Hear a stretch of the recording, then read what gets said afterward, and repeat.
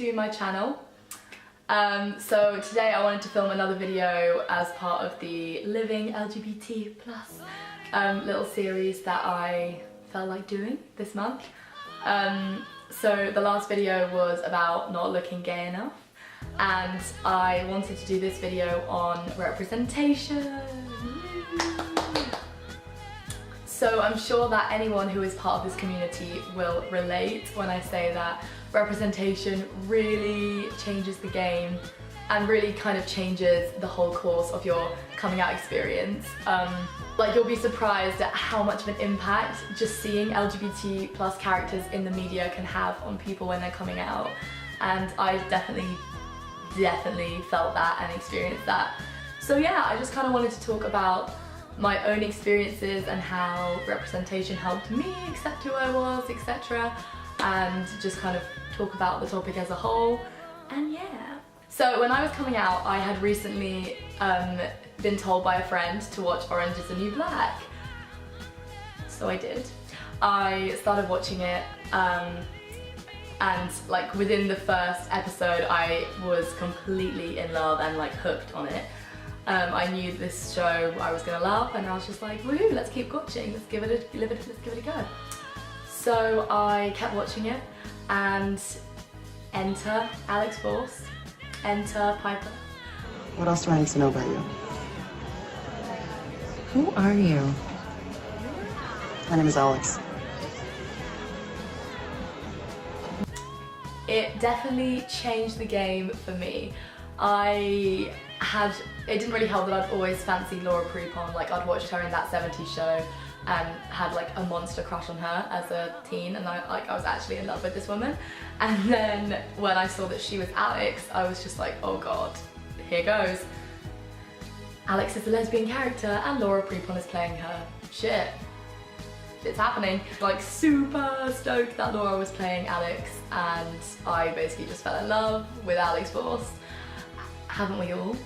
And her and Piper's whole story was just insanely amazing to me, and it literally, I would say they are two of the characters on TV in the media that affected my coming out experience a lot. And yeah, oh my god, I could talk about this for ages, but before I watched Orange, I'd never really seen any sort of lesbian relationships portrayed in the media or on TV or in shows. Like, every show I watched, there were straight relationships. I think like literally the only lesbian couple on TV that I'd ever seen was on 90210 when I was like 15 with Adriana and that girl, I can't remember what her name was, but that was literally it. And again, they didn't really have any chemistry, and that was a pretty shitty show, let's be real. Like, it was trashy, it was 90210, but we all watched it.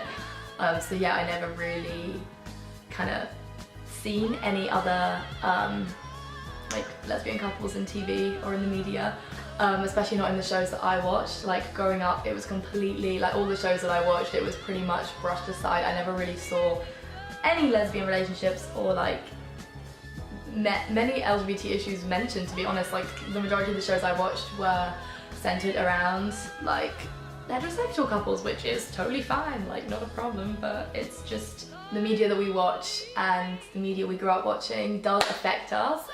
And I guess like people would be surprised how much it affects you. Like, you grow up watching just straight couples all the time and never seeing any lesbian couples portrayed, you're gonna feel more like that's what you should be doing and that's the way that you have to go. And that's exactly what happened to me. I would watch them and be like, oh, maybe I think he's cute, maybe I could have that lifestyle, like, whatever.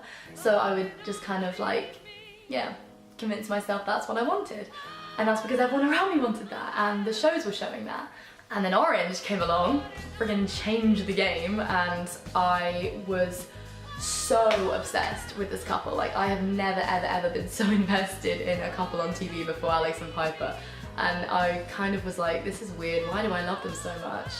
I would literally rewind all the scenes with them in, I would rewatch their best moments, I was in totally like head over heels. And I remember messaging a friend and being like, oh, isn't Orange so amazing, and aren't Alex and Piper just the best? And she was like, yeah, like, they're okay. She was like, oh yeah, they're alright, like, yeah. And I was like, oh god, like she doesn't like it as much as I do, holy shit, because I was like rewinding it, I was obsessed with it, like I was completely like in love with these characters, despite, you know, finding her a little annoying, which everyone who watches Orange does, so I'm just gonna clarify that before everyone comments like, Piper sucks, why do you like Piper? I think she's a little annoying, but she's still great, she's still hot, her and Alex are just the best. Don't say that to everyone. You have to say it back. I love you too. There was just so much of season 1 Orange that got me thinking a lot. And I remember there was just a scene where they were talking to Piper and they were just like, that girl in there, I think it was her parents, and they were just like, that girl in there is not who you are. And she was like, that girl is exactly who I am.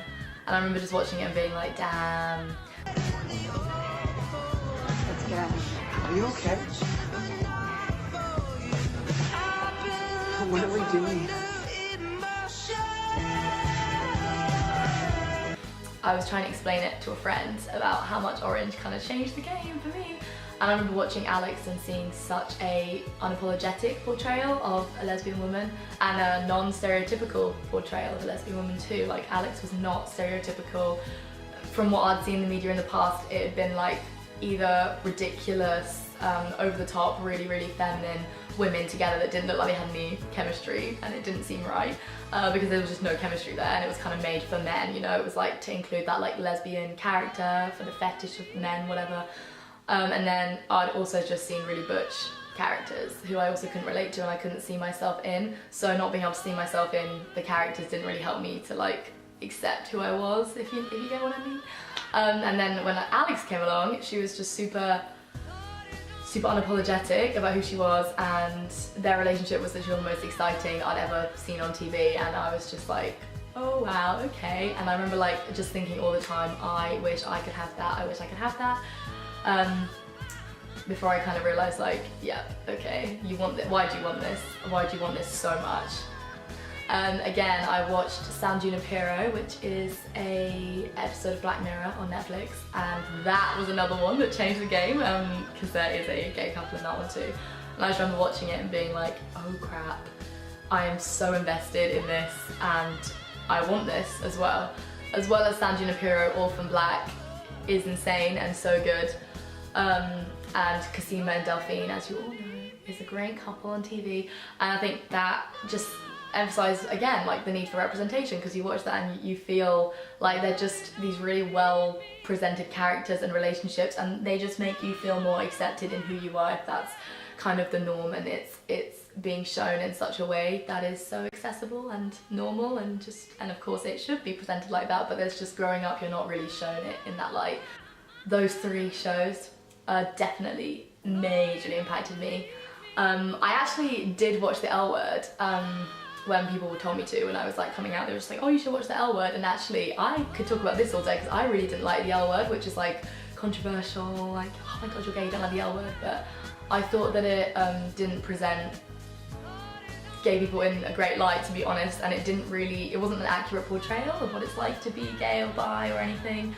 And I didn't like the characters, I didn't think many of them were that likeable. I think the show was good because it was kind of like trashy and fun and it was addictive, so I watched it, but like, I didn't really like it, and I thought there was a lot of bisexual erasure in The L Word, which I really didn't like. And I was talking to my bisexual friend and she thought the exact same thing. She was like, what the hell, they barely even acknowledged the bisexual girls in the show.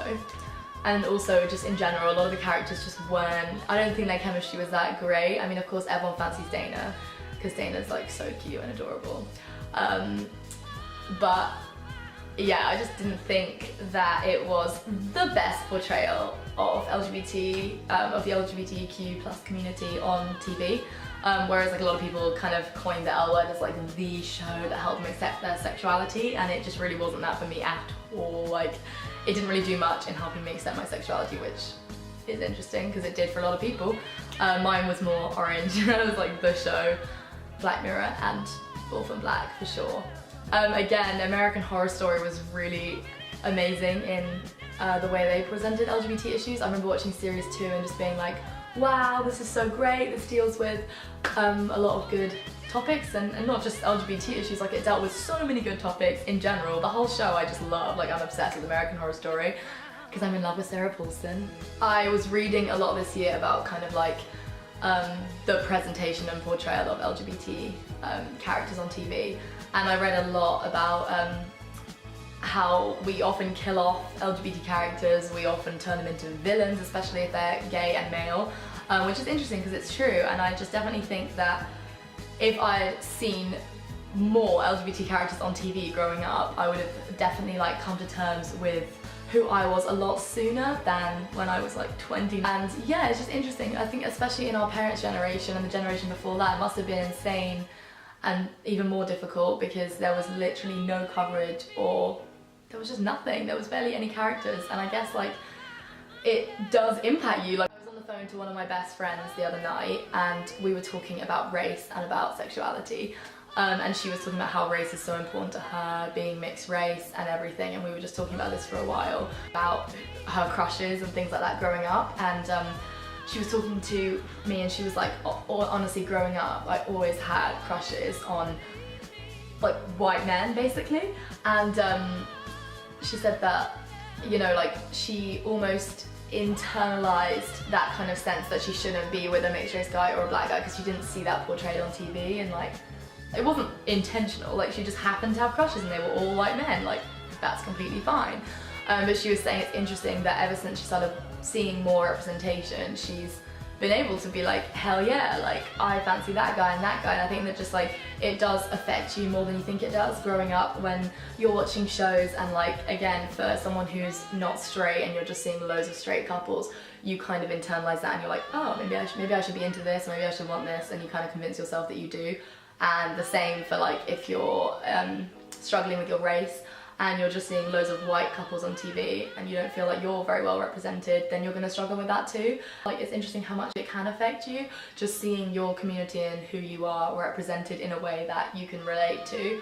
Only representation in the media is important, but representation just around you, like growing up in a small town, everyone around me was straight pretty much, and if they were not straight, they were not out, they were completely closeted, so it was a little bit difficult to even like think about being anything but straight because everyone around me was, and I don't know how to explain that to people who haven't gone through it, because it is difficult to explain, because like people will say to me, but like you had a crush on that guy, and it's like, yeah, you can be gay and you can have had crushes on guys in the past, but it's so difficult to explain. There's so, like, attraction is on such a spectrum, and sexuality is on such a spectrum, and everyone's on the spectrum. Even if you identify as gay or straight, you're probably not 100% that way because sexuality is on a spectrum. We haven't met everyone out there in the world, so like we don't know for sure that we wouldn't meet someone one day that would change that. So like, yes, I identify as gay, but like that doesn't mean that I will always identify that way. Like, what happens if I do meet a man? I'm not gonna rule that possibility off purely because that's how I identify now. Like, your sexuality is on a spectrum and you can change your mind, especially if you meet someone that changes your opinion and your outlook. And like,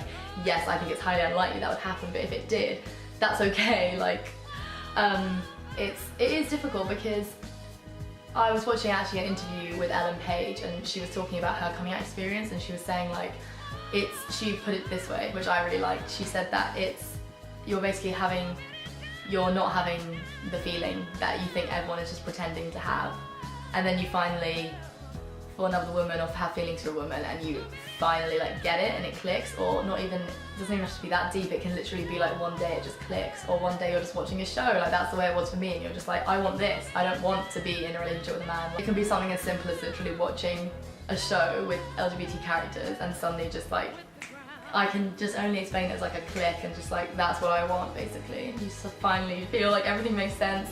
And yeah, I think Ellen phrased that really well, that you genuinely think that people are almost making it up. Like, I just remember growing up, and I'll be watching relationships on TV and stuff, and I'll just be like, oh, I just can't imagine myself in that position. And it was so funny, I remember like, because our experience was also unique, I was talking to my sister once and she was like, oh, I would totally imagine myself in that position, and I was like, oh, this is weird, because like I would literally watch shows and be like, I don't think I ever want that. Oh my god, I don't think I ever want to be with a guy like that. Or like, it wasn't even that I didn't want it actually, to be fair, because when I was still, you know, convinced I was like 100% straight, I would say to myself, okay, yeah, no, you would want that. even if I wanted it, I couldn't imagine myself actually being in that relationship, and that was always the case with men for me. Like, even if I could imagine myself even being like intimate with them, like it still wouldn't have felt right, and like there was still this weird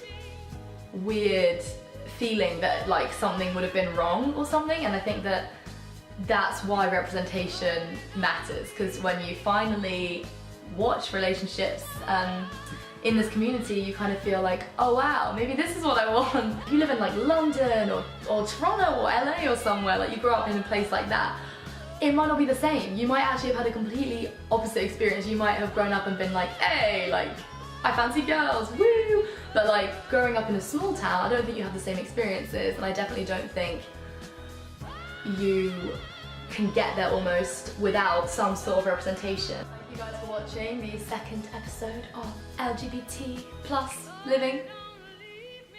And I will film some more later on this month. And yeah, comment below what sort of things you want me to film. And yeah, leave your comments. Please be nice. And yeah. Oh yeah, and subscribe.